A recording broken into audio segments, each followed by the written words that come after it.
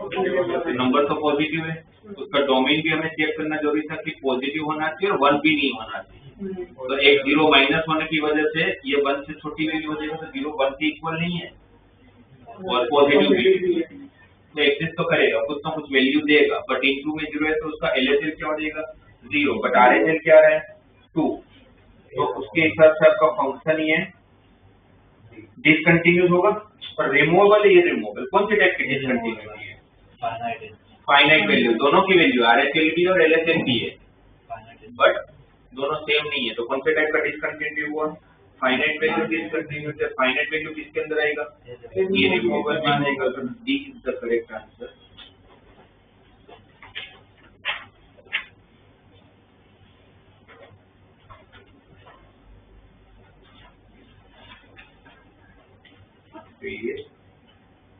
Sir 90th में सी वाला बोला if it's periodic and if is periodic in -2 to 2, periodic function की condition क्या होती है? एक इंटरवल ऐसा मिलना चाहिए कि जिसके बाद सेम आंसर हो जाए, f of x plus t का answer f of x equal होना चाहिए। अच्छा 19th में मॉड है ग्रेटेस्ट इंटीजर,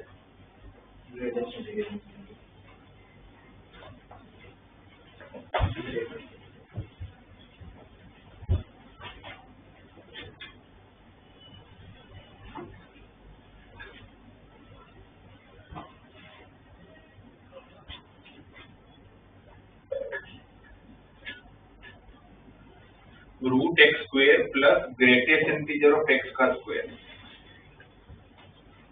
तो ग्रेटेस्ट इंटीजर है तो ये सिर्फ कहाँ एग्जिस्ट करेगा? ग्रेटेस्ट इंटीजर का एग्जिस्टेंस कहाँ होता है? हर इंटीजर कंसेक्यूटिव इंटीजर पे। तो ये कहाँ से ब्रेक होगा?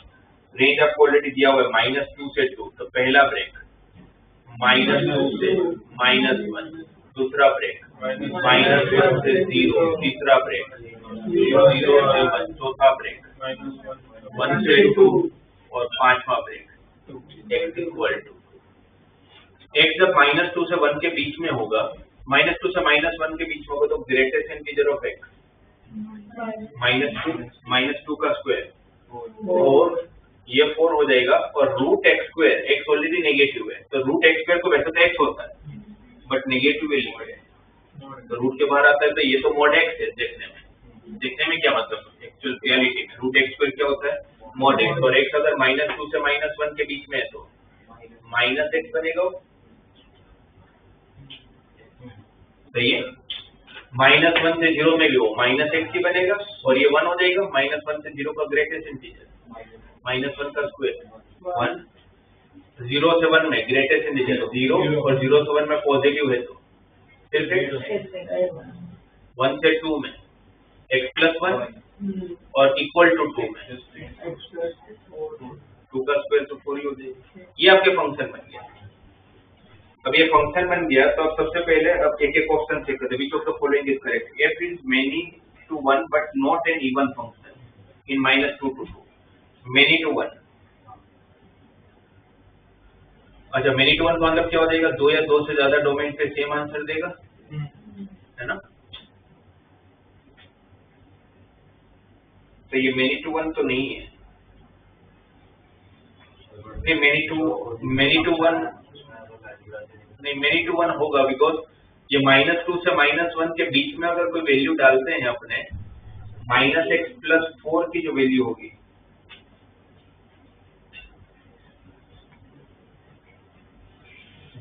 ये आप लोगों का जो फंक्शन बना है इसका ग्राफ कैसा होगा? ये कौन से टाइप का फंक्शन है? Linear function. लीनियर फंक्शन का ग्राफ कैसा होता है? तो 1 to स्ट्रेट लाइन आपका 1 to मेनी होता है कि मेनी टू 1 होता है?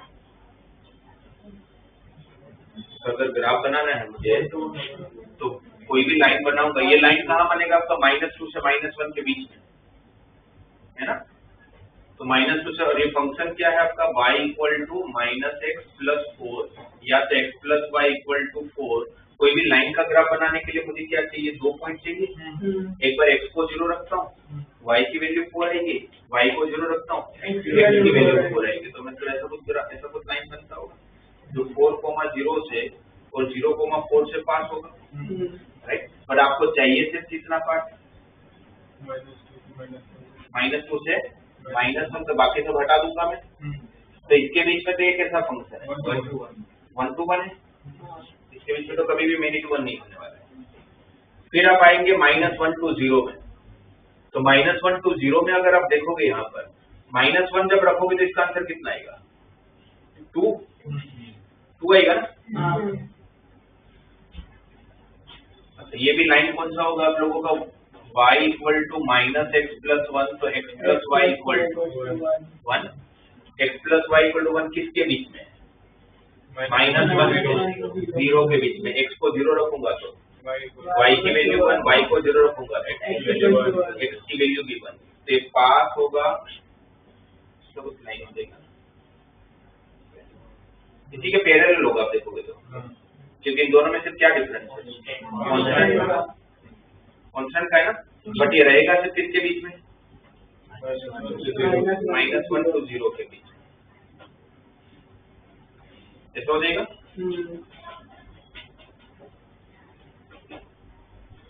उसके बाद 0 से 1 में x है, 0 to 1 में x, y equal to x की लाइन ओरिजिन से पास होती है, और किसके बीच में होगी सिर्फ 0 से लेके 1 के बीच में। ये पॉइंट कौन सा 1 ही था ना, तो यहाँ पर ये पॉइंट 0,1 था, इसमें अगर मैं x को 0 रख रहा हूँ, इसमें अगर x को 1 रख रहा हूँ तो इसका आंसर 1 आ रहा है, नहीं, पर इसमें 1 नहीं रख पाओगे ना, आपको इक्वल टू 1 इसमें रखना है, ठीक है। ये आप लोगों का ओपन सर्कल होगा। ओपन सर्कल क्यों होगा, बिकॉज इसमें आप x की जगह पर 1 पुट नहीं कर पाओगे, हर जगह होगा। यहाँ पर भी वो ओपन सर्कल होगा, यहाँ पर क्लोज सर्कल होगा, यहाँ पर ओपन सर्कल होगा, यहाँ पर क्लोज सर्कल होगा। उसके बाद ये लास्ट वाला 1 से 2 के बीच में, 1 से 2 के बीच में क्या बना, y equal to x plus 1, x को 0 रखा तो y की वैल्यू 1, बट y को 0 रखा तो x की वैल्यू -1,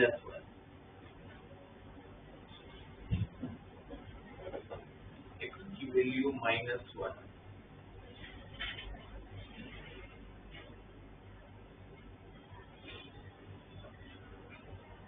और ये लेना है अपने को किसके बीच में, सिर्फ 1 और 2 के बीच में, जिसमें 1 को इंक्लूड करना है, 2 को नहीं, बट जब 1 रख रहा हूँ तो इसका आंसर कितना है, 2 आ रहा है, ठीक है।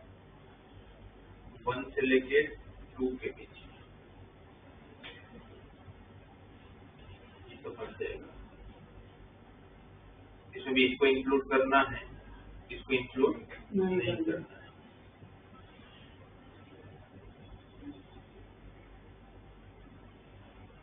ये वैल्यू कौन सी है, ये 1,2 वाला पॉइंट है, और ये 2,3 वाला पॉइंट है।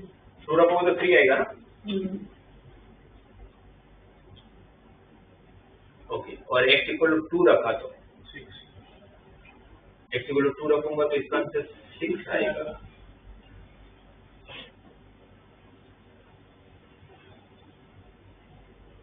अच्छा, यहाँ पर एक जगह पर ये मैच हो रहा है, जैसे ये कौन सी वैल्यू थी, x इक्वल टू -2, और -2 पे इसका आंसर कितना आ रहा है, 6 आ रहा था। ये पॉइंट आप लोगों का -2,6 है, और x इक्वल टू 2 भी जब रख लो, ये 2 का ओपन सर्कल था ना, पर 2 का इक्वल टू सर्कल पे इसका आंसर कितना आ रहा है, 6 ही आ रहा है। तो 2 और -2 एक ऐसे पॉइंट बन रहे हैं जहां पर दोनों की वैल्यू किसकी इक्वल हो रही है, 6 की इक्वल। और 2 और -2 की वजह से फंक्शन कैसा हो गया, मेनी टू।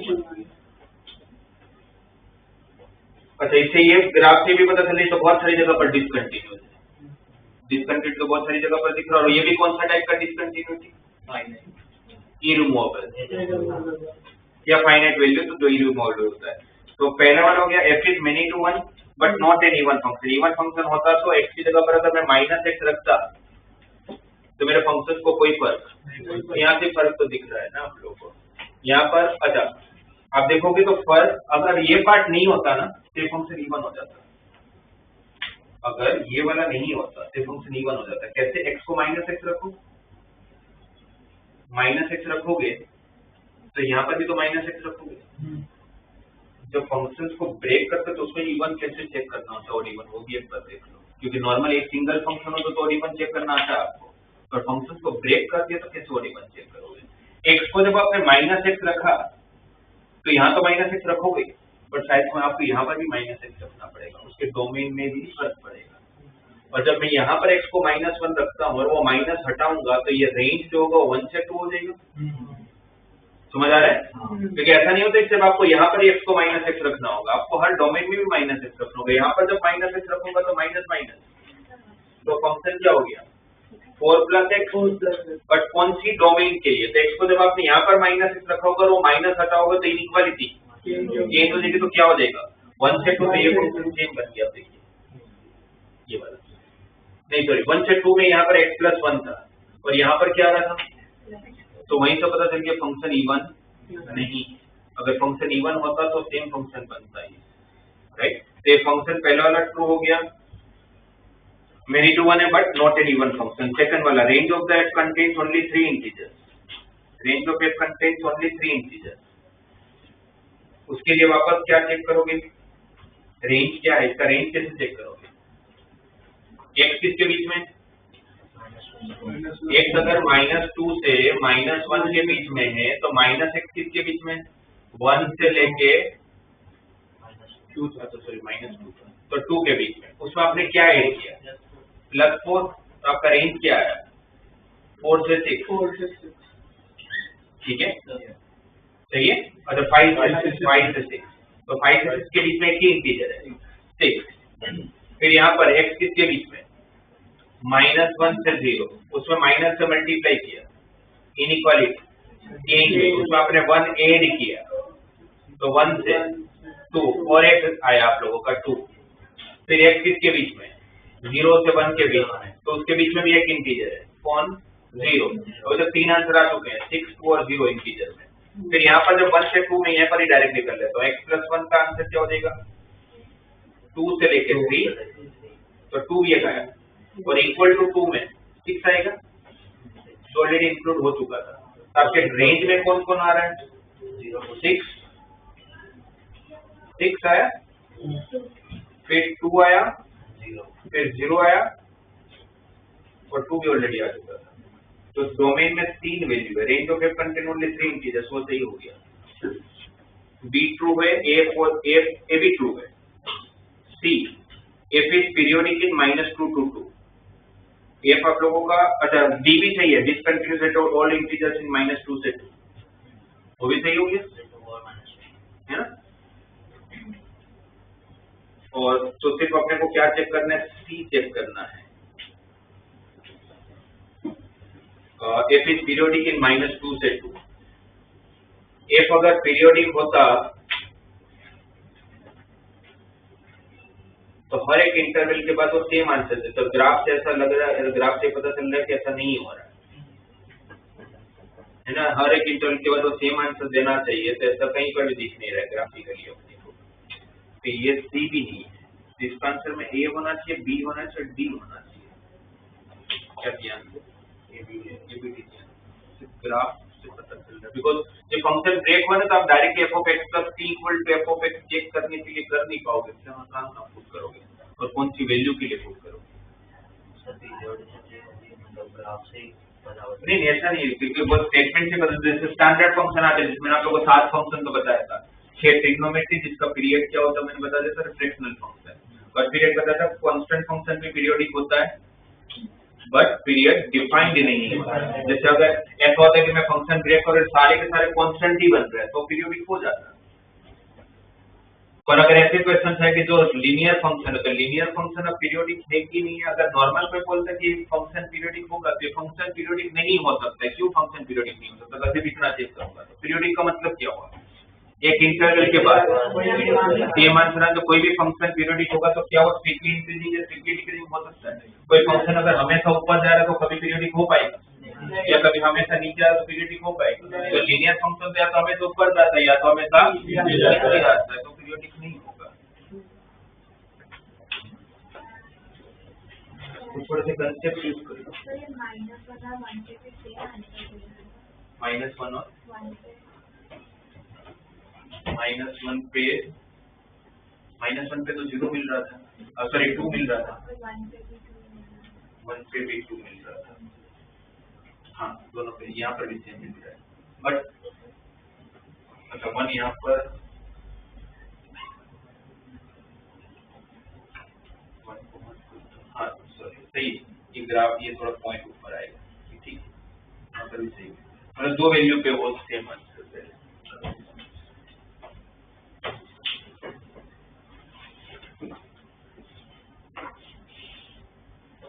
देखो कोई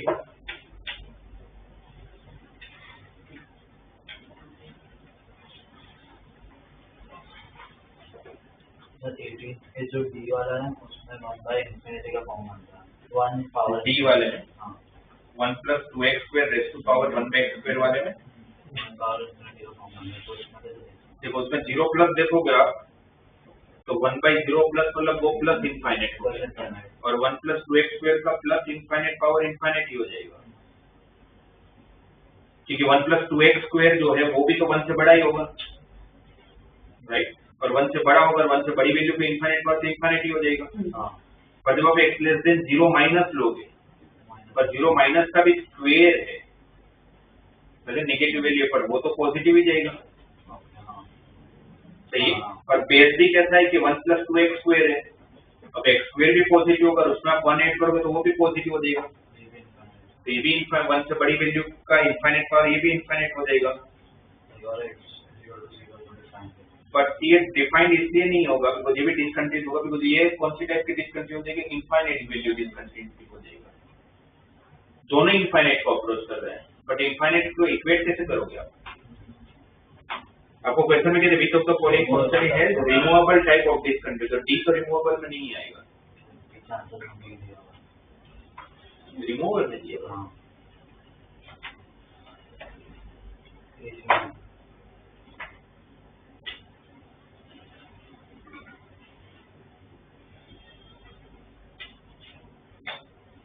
सर x = 0 डिफाइन भी तो नहीं है, x = 0 मतलब 0 पे ये डिफाइन भी तो नहीं है, तो मिसिंग पॉइंट नहीं होगा। 0 पे डिफाइन तो नहीं है, बट ये भी तो चेक करना पड़ेगा ना कि 0 प्लस और 0 माइनस पे इसकी वैल्यू क्या है, जैसे a और c है, तो c में देखो तो sin πx/x है, यहाँ पर 5 से मल्टीप्लाई 5 से डिवाइड, तो आपका RHL और LHL दोनों 5 को अप्रोच करे, बस ये यहाँ पर क्या है कि इक्वल टू 0 के लिए दिया नहीं, इसलिए मिसिंग पॉइंट में आ गया, a वाला भी मिसिंग पॉइंट में आ जाएगा।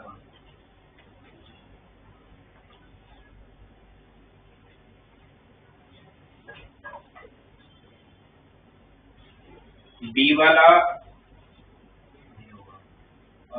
वाले का फॉर्म कौन सा बन रहा है, cosec x - 1, cosec x - 1, cosec 0 की वैल्यू 0 हो जाएगा, 0 हो जाएगा नहीं, cosec 0 से इनफाइनाइट हो जाएगा, cosec 0 के cosec पर हाँ ये फॉर्म कौन सा बन रहा है आप लोगों का,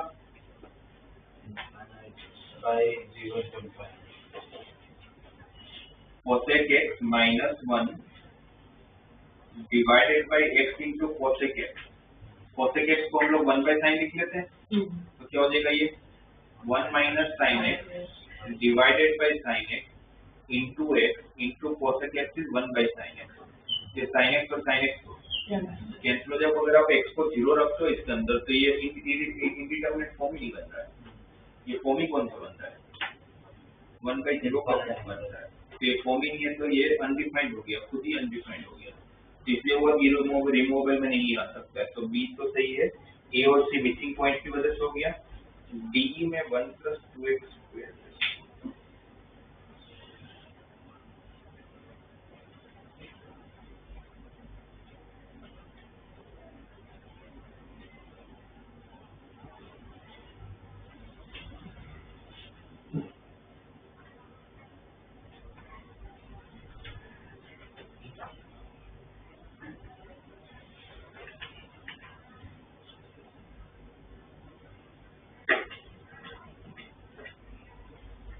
अच्छा नहीं, जब a1 plus 2x का raise to power 1 by x square है, आप उसको किसके लिए चेक कर रहे हो? 0 प्लस और 0 माइनस, लिमिट तो लगाएंगे और उसकी वैल्यू पुट करके चेक कर रहे हैं। ये तो वेरिएबल है, वेरिएबल वाला क्वेश्चन हो गया। और उसकी कंडीशन क्या होती है? x को 0 रखोगे तो 0 बनना चाहिए, 0 बन रहा है। कंडीशन की हिसाब से इसका रेसिप्रोकल ऊपर होना चाहिए, तो 2x तो सही है, तो 2 से डिवाइड, 2 से मल्टीप्लाई, लिमिट लगाऊंगा तो इसका आंसर e, तो ये स्क्वायर हो जाएगा। और 0 माइनस में भी सेम ही आएगा, स्क्वायर सेम ही फंक्शन यूज कर रहा हूँ, तो उसका भी आंसर स्क्वायर रहेगा। तो RHL और LHL दोनों सेम है, बट प्रॉब्लम क्या है? इक्वल टू 0 दिया नहीं है, तो कौन सा टाइप का डिसकंटिन्यूटी हो गया? Missing condition. और मिसिंग डिसकंटिन्यूटी किसके अंदर आएगा?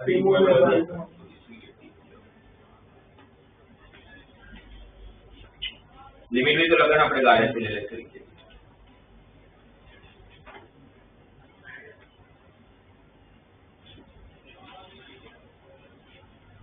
लेवल 2 में कौन सा था आपको पता है?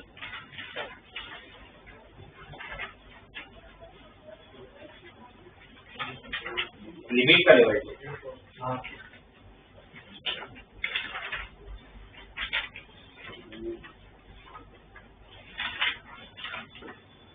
कौन सा?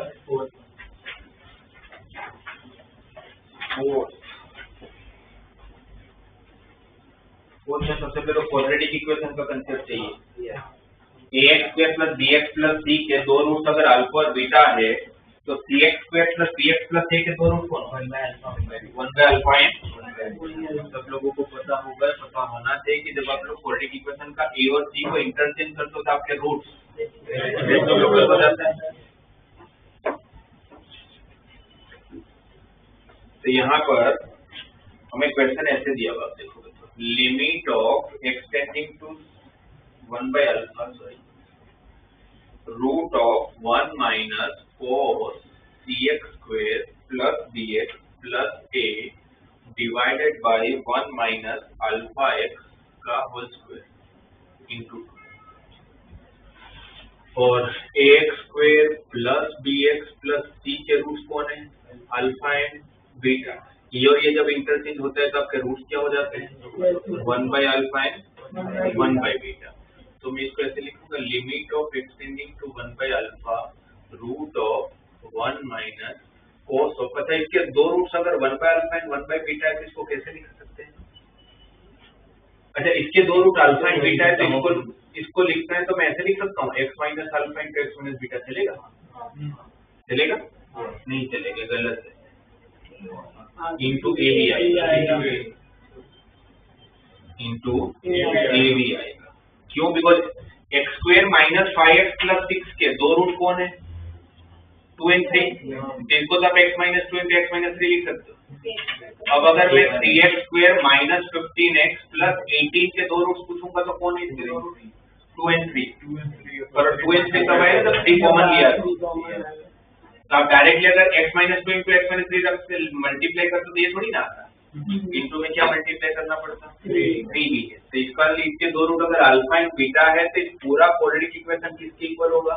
a into x minus alpha into x minus beta. तो अगर इसके दो रूट अगर 1 by alpha and 1 by beta है तो इसको लिखना तो क्या लिखूंगा? a into x minus 1 by alpha into x minus beta divided by twice of alpha. अगर कॉमन ले लो अल्फा स्क्वायर तो बाहर आएगा क्या? अल्फा स्क्वायर क्या आएगा ना? 1 माइनस कोस की 4 में 2 साइन स्क्वायर x बाई 2, मतलब ये 3 into x minus 1 by alpha into x minus 1 by beta divide by 2 है ना। तो प्रॉपर्टी के हिसाब से नीचे क्या होना चाहिए? कहते x को 1 बाय अल्फा रख लो तो 0 हो रहा है, ये पूरा का पूरा टर्म नीचे चाहिए। तो c into x minus 1 by alpha into x minus 1 by beta divide by 2 और पूरे का होल स्क्वायर। 3 2 में मल्टीप्लाई भी किया होगा, तो क्या क्या मल्टीप्लाई किया होगा?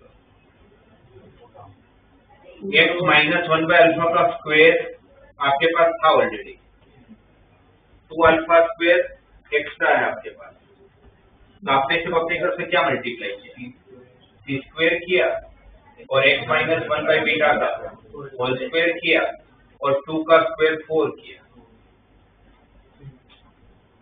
सही है। ये वाला 2 और ये वाला 2 तो कैंसिल, अब लिमिट लगाऊंगा तो इसका आंसर 1 और लिमिट यहाँ पर लगाऊंगा तो 1 by alpha minus 1 by beta का स्क्वायर, तो आंसर क्या हो जाएगा आप लोगों का c बाई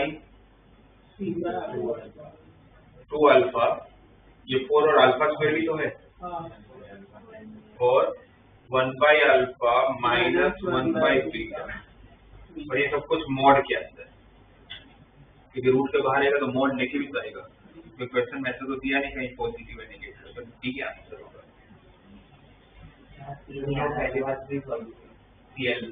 अगर सी मल्टीप्लाई नहीं चाहिए,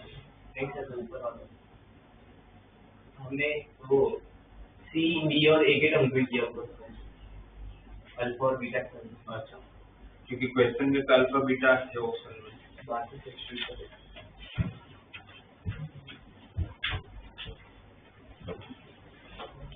कौन सा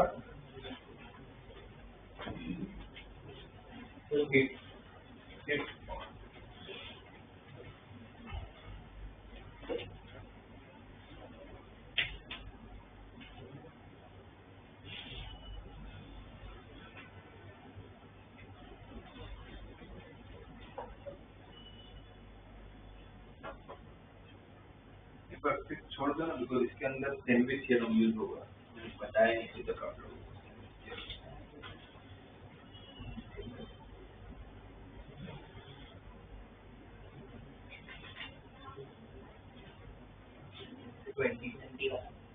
ट्वेंटी ये भी सैंडविच थ्योरम, 26 वो भी सैंडविच थ्योरम, 31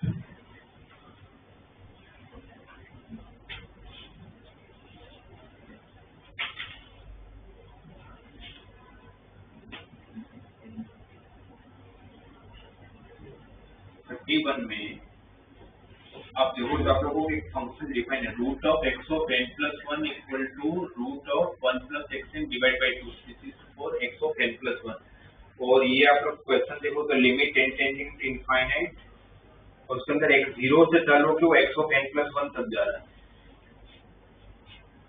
n को अगर हम लोग 0 रखे तो ये क्या बनेगा आपके पास, x1 is equal to root of 1 plus x0 divide by 2, और ये सीरीज इनफाइनाइट पे खत्म हो रही है। फिर x2 जब करूंगा तो x2 कितना आएगा, n को 1 रखूंगा तो root of 1 plus x1 by 2, फिर n को 2 रखूंगा तो x3 equal to root of 1 plus x2 by 2, ये जाना कहाँ है इनफाइनाइट है, तो बट कंफर्म है कुछ तो पैटर्न बनता होगा, वरना इनफाइनाइट तो कैसे वेरिएट करोगे।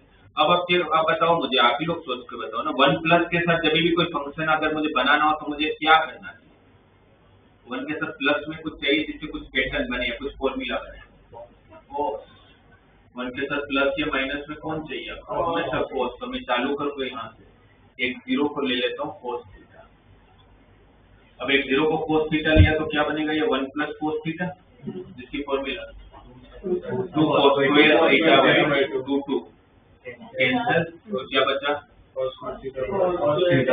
अच्छा, इसमें पॉजिटिव होगा वो कैसे पता चलेगा, मोड ऑफ x0 क्या दिया हुआ है, less than 1, mode of x0 less than 1, मतलब x0 इन बिटवीन -1 to +1,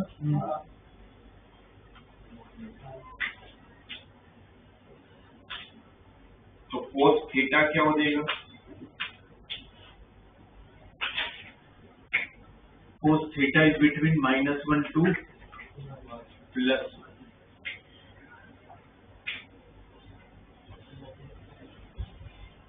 और cos k तो -1 से 1 के बीच में ही होता है।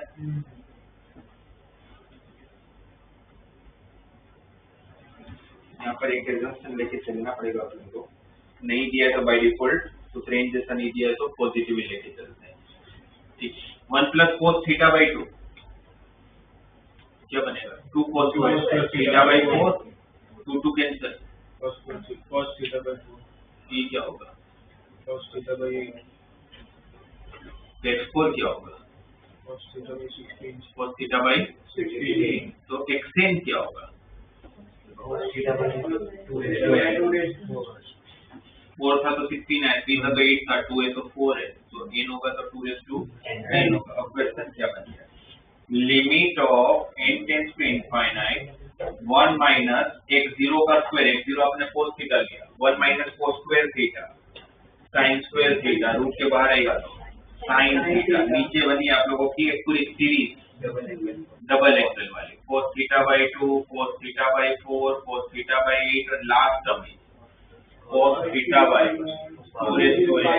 अगर एंगल अगर डबल हो रहा है, एंगल अगर डबल हो रहा है तो उसकी प्रॉपर्टी याद है, आइडेंटिटी याद है, sin 2n theta upon sin n, अच्छा n क्या था उसमें? नंबर ऑफ टर्म्स, तो 2 से चालू होकर अगर 2n तक जा रहा है तो sin 2n थीटा, थीटा कौन होता है? Lowest angle, theta by 2, sin 2n theta upon 2n into sin theta,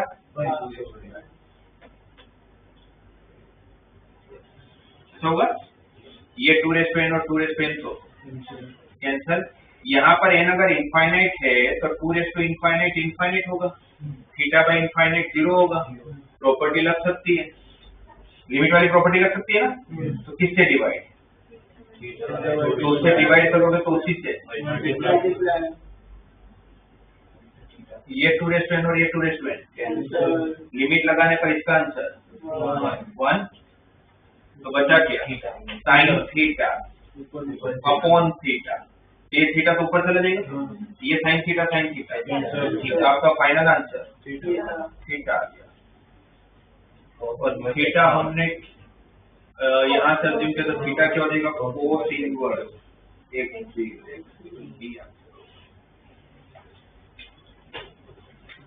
इसमें बस एजम्पशन ले लो, 1 + 1 माइनस दिखे तो हमें पता ही है कोस ही लेना पड़ेगा।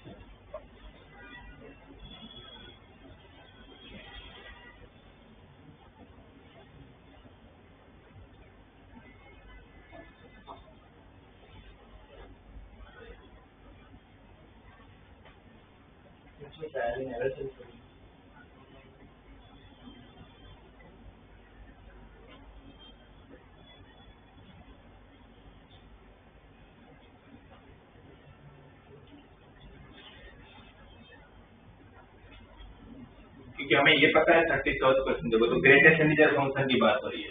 अब ग्रेटेस्ट इंटीजर फंक्शन कहाँ पर डिसकंटिन्यूअस होता है? हर इंटीजर वैल्यू में। अब हमें ये पता है कि साइन इनवर्स जो है, साइन इनवर्स 2x/1 + x² दिया है। मैं एक ही जगह पर जो चाहे वो रख लो, साइन इनवर्स की खुद की एक रेंज है, साइन इनवर्स की रेंज क्या है? -π/2 से +π/2 और -π/2 मतलब -1.57 से लेके +1.5 और इसके इंटीजर कौन कौन? -1, 0 और 1, ये तीन जगह पर वो डिसकंटिन्यूअस होगा। अगर पूरा ग्रेटेस्ट इंटीजर की बात करें, मतलब जब साइन इनवर्स 2x/1 + x² -1 होगा ना, कितने पॉइंट पर ये जब -1 की इक्वल होगा तो फंक्शन डिसकंटिन्यूअस होगा। जब ये 0 के बराबर होगा तो डिसकंटिन्यूअस होगा, जब ये 1 के बराबर होगा तो डिसकंटिन्यूअस होगा। ये 0 कब होगा? जब साइन इनवर्स 0 बनेगा। और उसके लिए x को क्या होना पड़ेगा 0। तो एक तो ये कंफर्म है कि x जब 0 होगा तो फंक्शन डिसकंटिन्यूअस हो जाएगा, राइट। ये 1 का होगा, उसके लिए साइन इनवर्स की वैल्यू 1 होने के लिए x को 1 होना 2x upon 1 plus x square को साइन 1 होना पड़ेगा ना।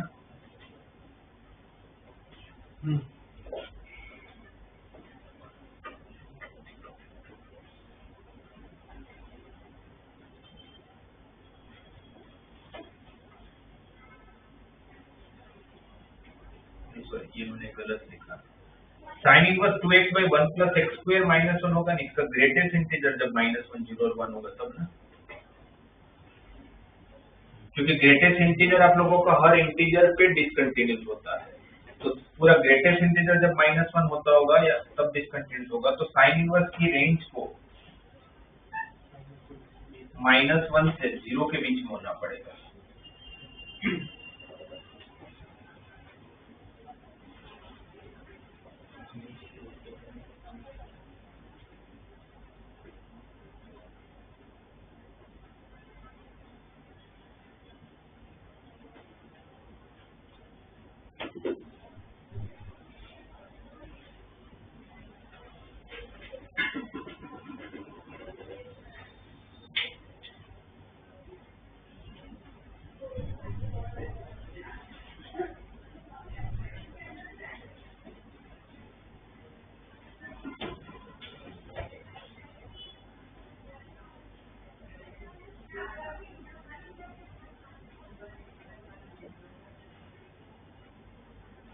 वन से 1.5 से एंड लास्ट 1 से 1.5 लास्ट।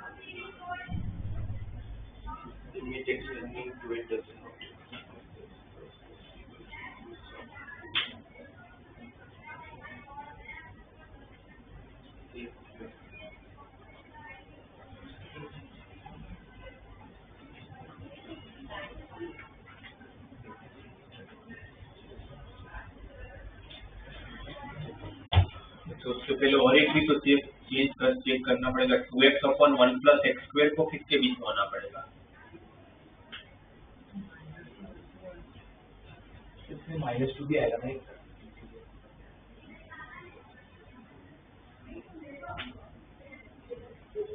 किसमें -1.5 से -2, मतलब ये -2 भी आएगा, -1.5 से -1 के बीच में, बट इसके पहले हमें डोमेन पे से करके लिमिट तक x की पुट करने को पूछा है ना उन्होंने sine inverse 2x upon 1 plus x square का लेना देना से तो सिर्फ एक्सटेंडिंग टू a के लिए ही है।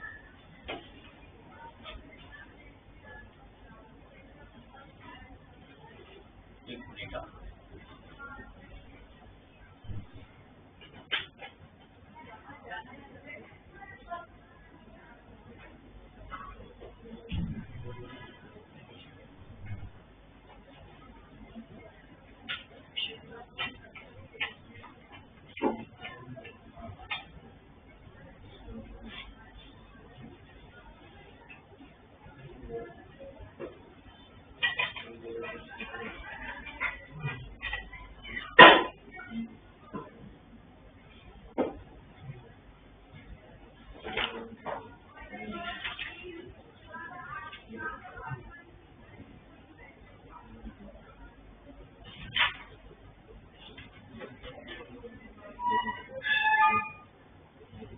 एक बार ये क्वेश्चन छोड़ दो ना, बताता हूँ, क्योंकि इसके अंदर आप लोगों को दो चीजें चेक करनी पड़ेगी, डोमेन भी चेक करना पड़ेगा और रेंज भी चेक करना पड़ेगा।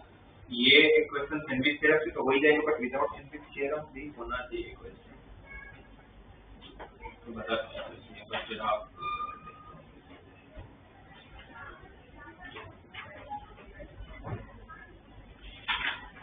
जैसे पीछे 40 वाला क्वेश्चन नहीं आएगा तो छोड़ देना, तो जो भी वापस सैंडविच थ्योरम है। जैसे तो पूरी बड़ी बड़ी सीरीज जो होगी ना आप लोगों की, जो नॉर्मल तरीके से नहीं हो रही होगी, तो सैंडविच थ्योरम मेरे को नेक्स्ट क्लास में सबसे पहले याद करवाना है आपको सैंडविच थ्योरम बता।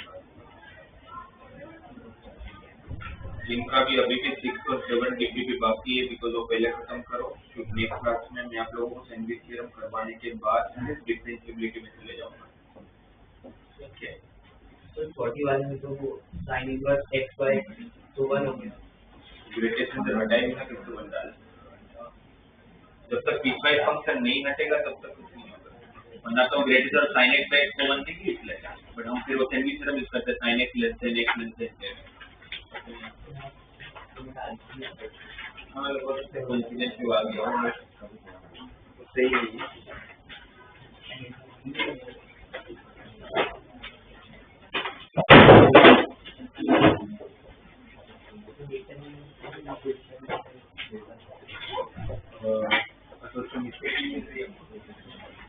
APDB वाला सीक्वेंस का मेरा दूसरा सॉल्यूशन मेरा AMTM वाला कौन सा डेटा मोटिव भी आप लोग